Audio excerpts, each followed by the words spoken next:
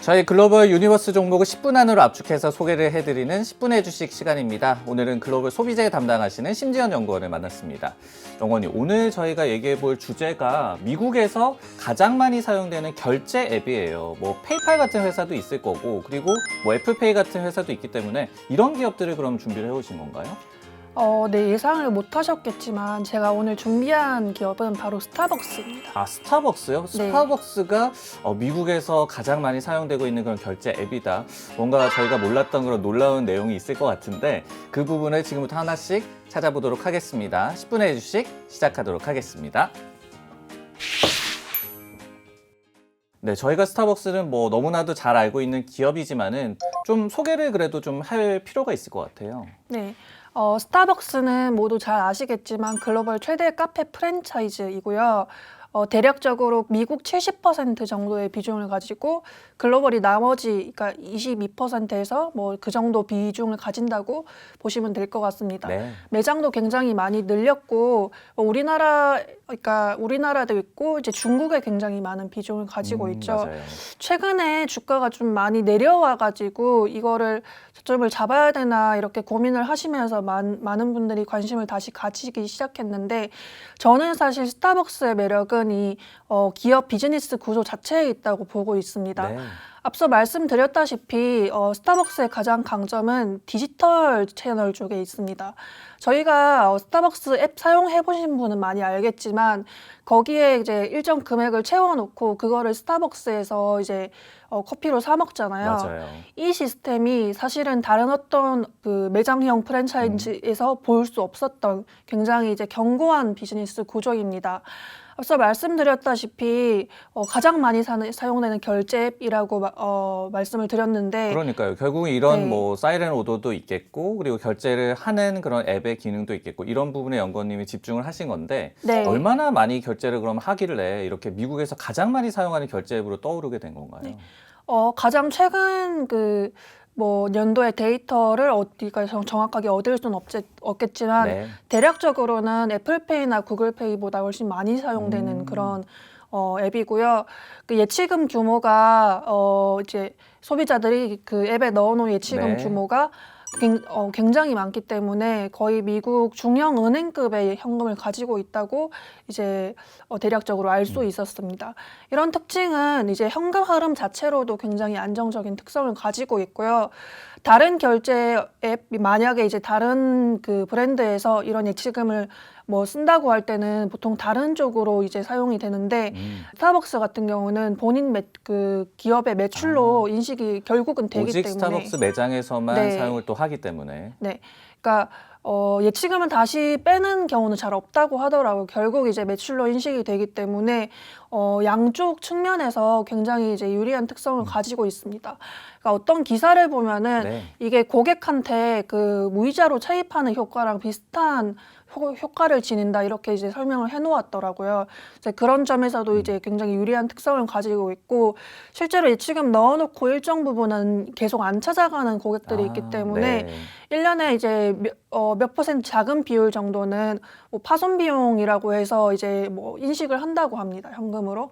그렇기 때문에 이제 이런 점을 스타벅스의 장기 투자 포인트 중에 가장 좋은 점으로 꼽았습니다. 뭔가 좀 남아있는 그런 현금 흐름의 그런 강점 이런 거에 좀 주목을 하신 거군요. 네. 그러면은 이렇게 또 저희가 잘 몰랐던 그런 결제 앱으로서의 매력 그리고 풍부한 예치금의 매력 이런 거를 또 차치하고 근본적인 또 문제에 대해서 이 얘기를 해보는 것도 필요할 것 같아요. 서두에서도 말씀을 해주셨듯이 주가도 좀 많이 빠졌고 그리고 실적도 뭐 최근에 중국 락다운 이슈 이런 것 때문에 다시 한번 좀 꼬꾸라진 그런 모습인데 현재 상황을 아니면은 과거의 좀 흐름을 어떻게 좀 진단을 하고 계세요? 최근에 스타벅스가 뭐 다른 주식도 많이 빠졌겠지만 유독 좀 많이 빠졌던 흐름을 가지고 있는데 네. 그 흐름을 그러니까 이 원인을 크게 두 가지로 정리를 하고 있습니다. 첫 번째는 이제 중국의 비중이 많기 때문에 3월 중순 그때부터 2분기 전체에 중국 락다운 영향이 미치면서 여기에 대해서 뭐 실적도 당연히 중국 쪽에서 내려갔고 센티먼트도 굉장히 빨리 내려갔던 특징이 있습니다. 여기다가 그 스타벅스의 창립자였던 하워드 슐츠가 네. 최근에 다시 복귀를 했는데 맞아요. 복귀하면서 전략 이제 변경된 부분이 좀 몇 개 굉장히 많았기 때문에 여기에 따른 혼란으로도 해석을 하고 있습니다. 뭐 어떤 것들이 내용적으로 있었죠? 대표적으로 자사주 매입을 굉장히 많이 했던 기업이었는데 네. 그 하도 슐츠가 자사주에서는 대략 10%의 수익만 기대할 수 있다. 우리는 이것보다 훨씬 많은 수익을 기대한다라고 하면서 자사주 매입을 전면 중단을 했고요. 두 번째로는 이건 전략 변화까지는 아닌데 하도 슐츠가 기존에 노조랑 좀 이제 마찰을 빚었던 인물이라고 분석이 되어 있기 때문에 맞아요. 최근에 스타벅스 이제 미국 전역에서 노조가 많이 일어나고 있죠. 여기에 좀 마찰을 빚지 않을까 이런 우려가 나오면서 이 두 가지 요인으로 이제 쌍방향으로 내려갔던 그런 특징을 가지고 있습니다. 뭐 특별히 또 미국에서는 인건비 증가 문제도 또 있기 때문에 스타벅스도 이런 거에 좀 민감하잖아요. 그러다 보니까 센티먼트 측면에서 영향을 줬던 그런 감이 있는 것 같습니다. 그러면은 지금을 좀 놓고 봤을 때는 스타벅스의 그런 이 기본 사업이 좀 더 나아질 여지가 있다라고 보시는 건가요? 저는 이제 기존에 발표됐던 실적보다는 어느 정도 회복이 될 거라고 보고 있고요. 왜냐하면은 2분기 때 타격을 맞고 지금 중국 락다운이 상해적으로 해서 풀렸다는 그 기사가 나왔기 때문에 네. 어쨌든 중국 이슈로는 커버가 될 부분이고요. 그리고 자사주 매입 전략 중단 이런 쪽 전략 변화 쪽으로는 아직 이제 구체화된 게 없어서 정확하게 말씀드릴 수 있는 부분이 없지만 이게 이제 슐츠의 결정적 실책이다.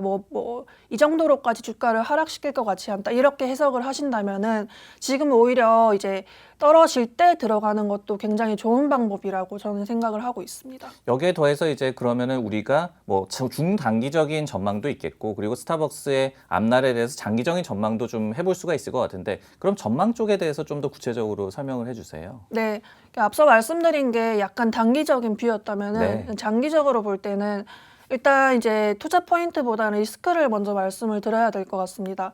이제 말씀을 주신 것처럼 지금 미국에서는 특히 서비스 소비 쪽에서 굉장히 인력이 부족하기 때문에 네. 스타벅스도 굉장히 저번 분기, 저저번 분기 이런 분기에 걸쳐 가지고 굉장히 인력난을 많이 언급을 했습니다. 그래서 임금도 좀 많이 올렸었고요. 임금을 한 2번 정도 올렸었던 걸로 기억을 하고 있는데 이런 이제 인력을 확충하는 문제가 먼저 해결이 되어야 될 것 같습니다. 네. 근데 이거는 스타벅스 단일의 문제가 아니고 사실 외식업을 포함한 전체 서비스 소비의 문제라서 이제 스타벅스에만 그 문제를 물을 수는 없고요. 저는 이제 좀 좋게 보고 있는 게 이제 곧 나올 분기가 사실은 이제 다음 분기부터 바로 좋게 나온다 이렇게 보고 있진 않은 게 네. 어차피 그 중국 락다운에 대한 영향은 그 다음 분기에 한번 반영을 하고 그 다음 분기부터 이제 회복이 되는 그림이 나올 거기 때문에 다음 분기 실적 나오기 전으로 한번 이제 충격을 맞는 걸 어느 정도 감을 잡고 그 이제 좀 이제 저점을 가늠해서 들어갈 수 있지 않을까 이렇게 판단을 하고 있습니다. 장기적으로는 이렇게 현금 흐름이 이제 좀 원활한 기업일수록 이런 경기 침체기라고는 좀 이상한데 이런 이제 장이 안 좋을 때 네. 조금 유리한 특징을 가질 수도 있고요. 그런 부분들을 좀 주목을 해보셔야 한다라는 얘기인데 저도 뭐 최근에 미국에 여행을 갔다 왔지만은 거의 모든 그런 매장에서 하이어링이라는 그런 간판을 넣고 있더라고요. 그만큼 이제 인력이 좀 부족한데 이게 뭐 스타벅스만의 문제는 아니기 때문에 뭐 탓을 할 수 없다 이렇게 또 말씀을 해주셨고 또 뭐 투자 포인트 측면에 스타벅스에 대해서 우리가 장기적으로 또 주목할 부분이 있다면 어떤 게 또 있을까요? 네, 저는 스타벅스가 가격 전거력이 굉장히 좋다는 특징을 좀 좋게 보고 있는데 사실 서비스 소비 전체적으로 보면은 전가력이 좋은 업체는 그렇게 많지는 않습니다. 네. 외식업도 경쟁을 결국 해야 되기 때문에 이거 메뉴판 가격 인상하기가 굉장히 힘든데 스타벅스는 앞서서 인건비 올렸던 거 이런 거 어느 정도 전가를 했다는 판단이고요. 커피값도 올렸다는 기사를 좀 본 것 같거든요. 그래서 정확히 어떤 지역에서 얼마만큼 올렸는지 정량적으로 지금 뭐 파악은 못 하고 있지만 커피 값을 올렸는데 그 이제 판매량이 거의 변동을 안 했기 때문에 정제력도 굉장히 높은 걸로 판단을 하고 있습니다. 네. 이렇게 뭐 웅크리고 있는 그런 스타벅스의 모습인데 장기적인 투자 포인트가 아직까지 살아있기 때문에 좀 더 주목을 해보자. 그리고 뭐 구체적으로 어느 정도 시점에 좀 더 사업이 회복될 수 있을지 그 시점에 대해서도 힌트를 좀 드렸습니다. 오늘 스타벅스에 대해서 공부를 해봤는데 마지막으로 저희 구호 외치면서 끝내볼까요? 10분의 주식 레고!